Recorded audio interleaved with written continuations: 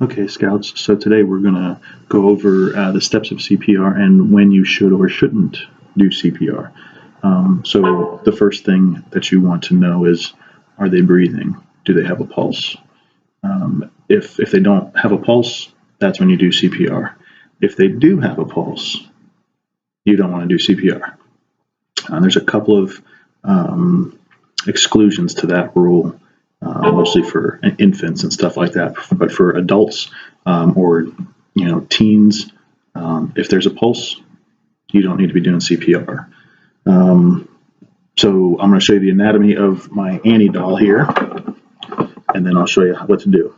So obviously, face and neck up here, and you kind of see here, this is kind of the sternum, runs right down here. You can kind of see the ribs come up right here.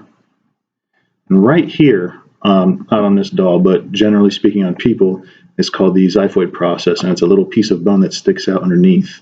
And if you push on that, that can actually crack or break off, and you don't want that. So when we're doing CPR, we're going to kind of find this piece right here. Just find the ribs, find the middle. We're going to take about 2 fingers up, and then right in the middle, we're going to do this. Do our compressions right here. So I'll kind of show you what that looks like. So if you're just by yourself, it's basically continuous compressions. They're not really teaching anymore doing mouth-to-mouth stuff. Obviously, with the whole COVID thing, they're really not wanting us to do that. But generally speaking, breathing is not the biggest issue for them. It is circulating blood to the brain and to the other organs.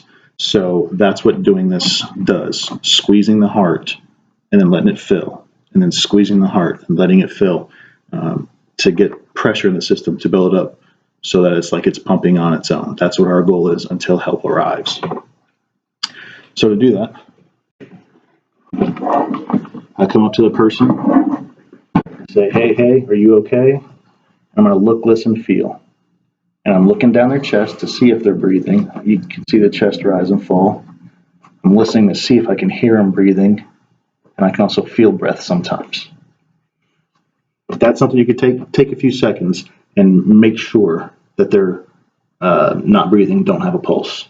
If that's the case, you have to rip open their shirt, lift their shirt up, whatever you got to do. Find your spot, which again, kind of feel it right here. Go up 2 fingers, and then I'm going to put my hand just above that, so you can kind of see there's a couple finger width gap there. And the key here is you're going to lock your arms. You don't want your arms bendy like this. Lock your arms. You're going to get on top of them, and you got to push kind of hard.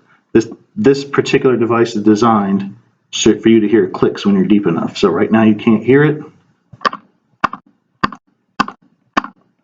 That click is what you want to hear. That tells you that you're deep enough for the ribs to squeeze the heart. And you're just going to do these compressions. What that looks like for my arms, you don't do it from the head, but so you can see my arms. My arms are locked. You don't have to roll your arms in like this, but just keep your arms locked.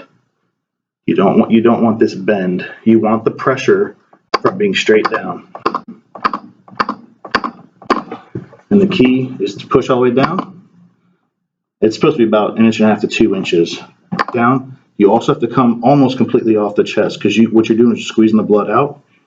And when you come up off the chest, you want the heart to fill back up with blood. And if you don't do that, blood's going to get stagnant in there and start clotting, and then you have all kinds of other problems. So that's for one person, if you're the only person there.